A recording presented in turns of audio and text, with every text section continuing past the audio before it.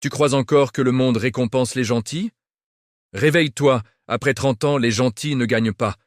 Ils se font bouffer, lentement, poliment, avec le sourire. Et le pire?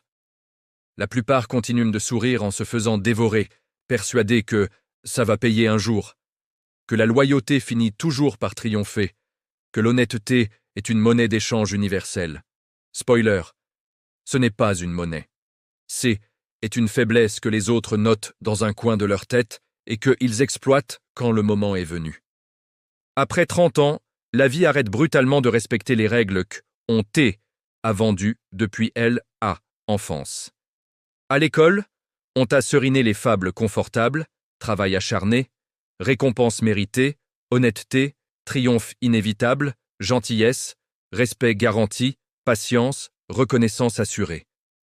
On t'a appris à faire la queue, à attendre ton tour, à faire confiance au système, à croire qu'un arbitre invisible, Dieu, le destin, le karma, la justice immanente, rétablirait l'équité pile au bon moment. Puis un jour, sans fanfare ni avertissement, tu franchis cette ligne invisible après la vingtaine. Le décor reste identique. Même bureau, même visage, même café. Mais les règles, évaporées, dissoutes. Comme si quelqu'un avait appuyé sur « désactiver le mode conte de fées ». Les promotions ne tombent plus automatiquement sur le plus compétent, mais sur celui qui sait se rendre visible aux bons yeux, au bon moment.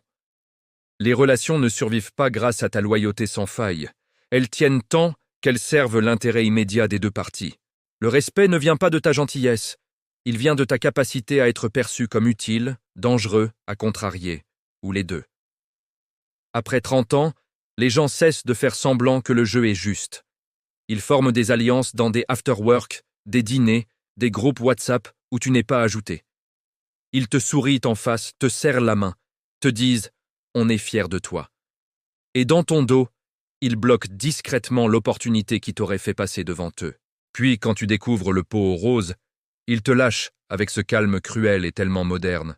« Ah, je pensais que tu étais déjà au courant. » Ton premier réflexe, l'indignation, brûlante. Tu te plains à qui veut l'entendre, tu ressens une trahison cosmique, tu te demandes comment le monde a pu te mentir à ce point. Machiavel te regarderait avec un demi-sourire fatigué et dirait simplement « Bien, tu es enfin réveillé. Maintenant, arrête de pleurnicher et apprends à jouer. » La majorité des gens ne se réveillent jamais vraiment. Ils continuent de réciter le scénario de l'enfance dans une arène d'adultes impitoyable.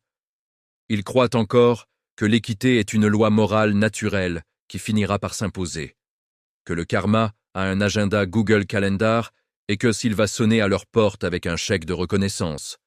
Ils bossent dur, remplissent leurs OKR, évitent les conflits ouverts, restent sympas et regardent le collègue plus calculateur, celui qui maîtrise l'art de la réunion Zoom, qui sait glisser le bon mot au bon manager, qui poste le bon LinkedIn au bon moment, les dépasser comme S, ils étaient des statues de sel.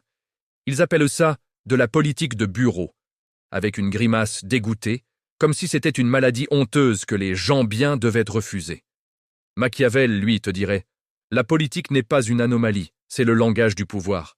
Et après 30 ans, toute ta vie, carrière, couple, amitié, famille, devient politique, que tu le veuilles ou non.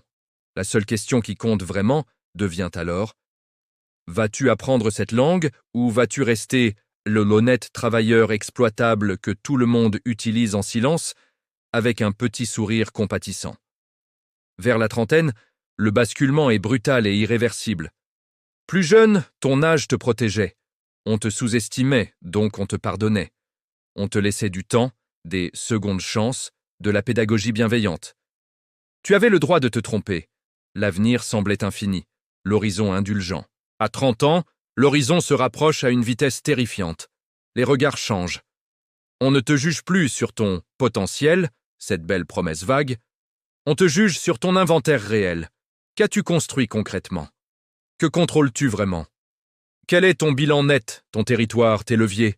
La compassion s'évapore, le bénéfice du doute disparaît. On ne te demande plus « Est-ce que tu es quelqu'un de bien ?» On te demande « Es-tu utile? Impressionnant? Dangereux à ignorer? Avantageux à avoir dans son camp ?» Si la réponse est non, Les gens s'éloignent, pas avec colère, pas avec explication, juste avec ce calcul froid et moderne. Cette personne ne me rapproche pas de mon objectif. Next. Machiavel l'avait compris il y a plus de 500 ans.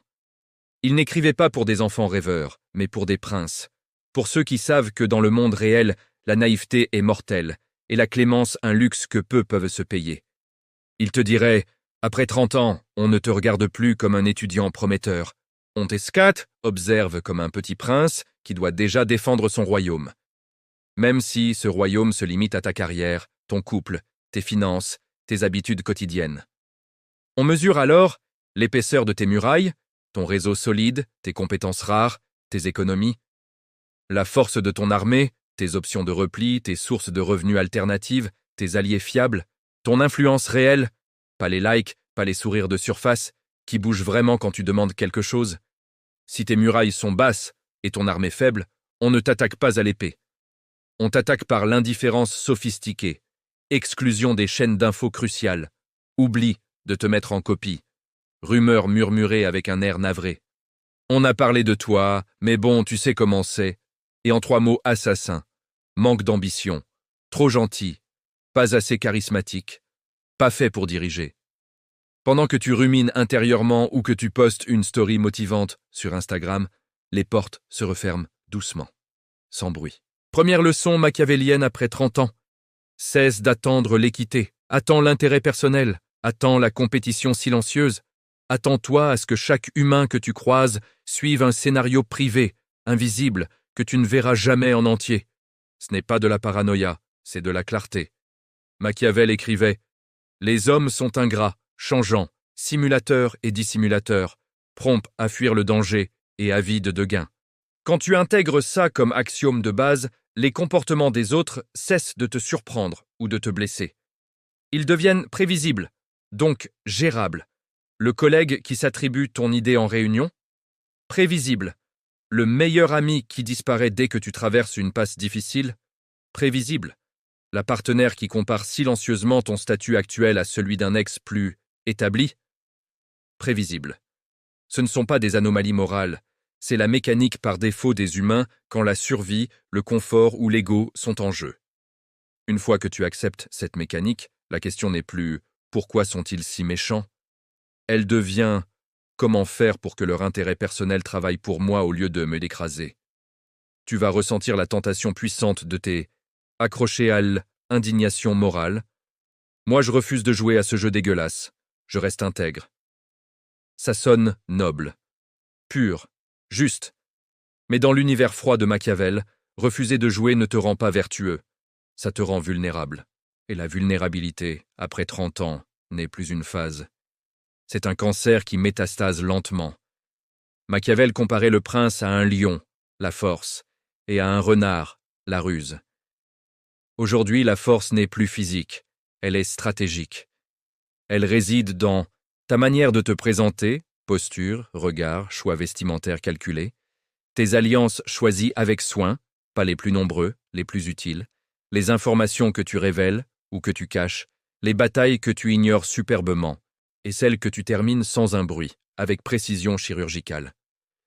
Le jour où tu déclares haut et fort « Moi, je suis au-dessus de ces petits jeux de pouvoir », des gens moins talentueux, mais infiniment plus calculateurs, commencent à organiser ta vie à ta place.